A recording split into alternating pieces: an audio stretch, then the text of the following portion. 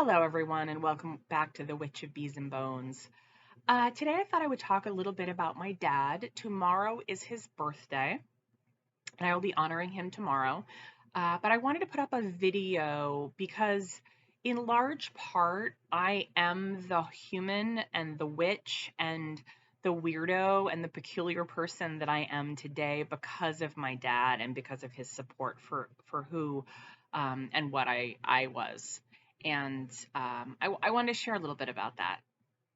So I was my dad's sixth child. He actually had five children and two grandchildren before I was born. So I was born much later in his life to he and my mom, and I was her only child. And so I think my dad had kind of mellowed out a fair bit by then and had the ability to like meet me where I was. And as I've told you, I've spent a great deal of time in nature with my dad and on riverbanks with my dad or at the edges of the water with my dad while he was fishing. He was a fly fisherman. Um, any of you that know about fly fishing, the cast is really just, it's so beautiful, the cast of the line. And my dad had a really, really beautiful cast. And I get a little misty thinking about it because he loved to fish so much. He loved being on the water so much. And I'm gonna show you a quick picture of him right now. So there's my dad. He was only 18 years old in this picture. Um, Very handsome and obviously a great fisherman. So I just wanted to share that with you. I have that at my place of business behind the counter. So my dad's with me all the time. Then again, I think my dad's with me all the time anyway. So he passed away several years ago with Alzheimer's, and seeing a person who was so vital and so intelligent and so conversational uh, with Alzheimer's was deeply difficult. And I've worked in the death and dying field on and off for a long time. I have been present for dozens, if not hundreds, of deaths from my work in hospice and with family members and friends that have passed. I was with my dad when he passed, which I'm grateful for. He did wait until we were asleep for the maybe 60 to 90 seconds that we actually fell asleep for the first time in 3 days. And I was almost asleep, and I was like, even in my head, like counting his breaths. And as a person gets ready to die, or as they're dying, their respiration decreases. So he was only breathing a few times a minute, I think it was like three times, and then it went down to two. And then I was listening for the next breath, and it didn't come, and that's when my dad passed. And I was a little pissed that he waited till I was asleep and I wasn't holding his hand, but he also did things on his terms, so I understand. Um, so growing up, I was other, I was different, I was odd, I was weird, I was peculiar. Um, my father said to me when I was very young, he said, "Victoria, I don't always get you, I don't always understand you. Like, you're a very peculiar child. But I want to make sure that you keep doing what you're doing, like who you are and how you are. Don't dumb yourself down for anybody. Do not dilute yourself for other people. So keep doing what you're doing." And I think we really need to realize that I was born in the 70s, and a male parent saying those kind of things to their female child, I didn't realize it at the time, but looking back, like that was an extraordinary thing to say to me. And it's really bolstered me throughout my life of being other and being peculiar. Um, I have some odd interests and hobbies, and I'm really okay with that. And I realized that in that lesson from my dad, he also taught me to respect the otherness in other people. Um, And so I've paid attention to that. I pay attention to what makes people different and what makes them special, or maybe a physical attribute that's unusual. And that's the thing that I find really, really lovely. Um, I think otherness is important. I think that a lot of what we're taught is to homogenize ourselves, and I think that's a disservice to the wildness in us. And I posted on my social media Instagram. It's a card that I pulled recently from the Weaver's Oracle, and it was the Wolf card. And the message of the Wolf card is that we look for sustenance outside of ourselves. We're searching for the wild wolf, and then we forget that she's part of us, and that we need to stay wild. And to me, that means, stay peculiar, stay who you are, be authentic and true to yourself.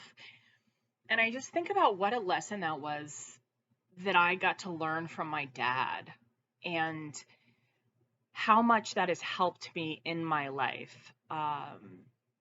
I'm at the point in my life where being different and being other is very powerful. That has not always been the case. And there were times that it was hard, and I wanted to fit in, or I wanted to have more friends, or whatever it was. We all go through trials and tribulations as teenagers and young adults, and even into adulthood. And I always had my dad's voice either in my actual ear or in the back of my head being like, it's okay that you don't fit in. It's okay that you're weird. Like, it's not only okay, but it's great.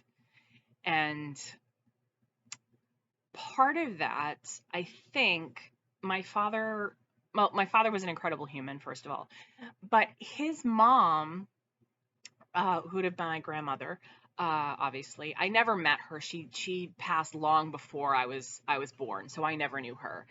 But my father would share stories about how much I reminded him of her. And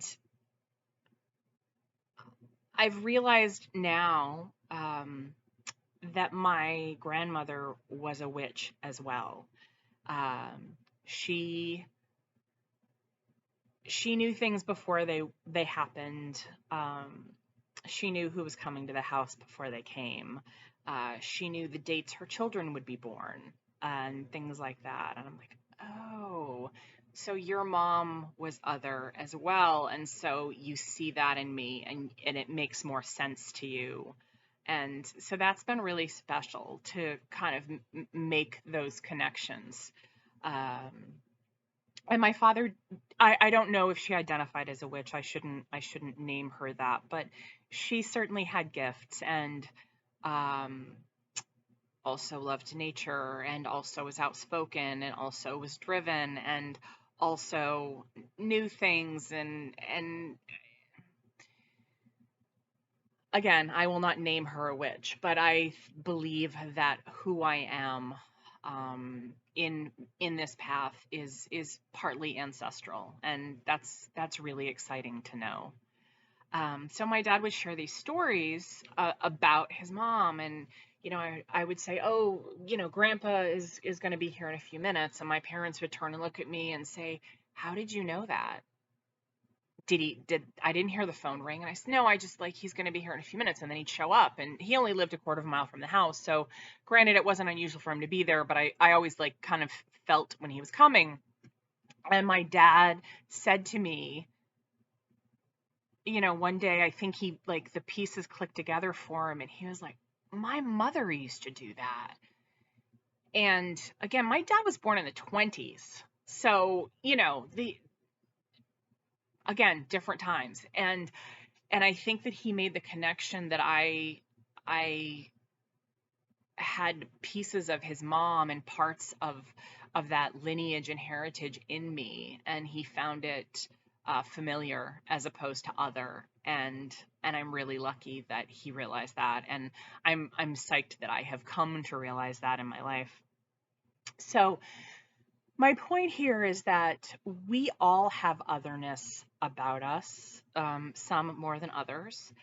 And I'm talking about anyone. I'm talking about queer folks, I'm talking about trans folks, I'm talking about any gender, I'm talking about any age. We have this feeling of other or different being wrong or bad, and that we're supposed to be like other people. And my dad taught me, um, I don't know that it was, I don't know that it was a lesson that he meant holistically. More, I think it was more about myself to be okay with me. But I've realized through his lessons that the otherness in other people is really beautiful. And I think that, like, going out into the world, when we see somebody that's different than us, um, see the beauty in that, um, and see the importance of that, and see how that makes them them. And sometimes you're just passing, you don't ever talk to the person, but just kind of acknowledge that.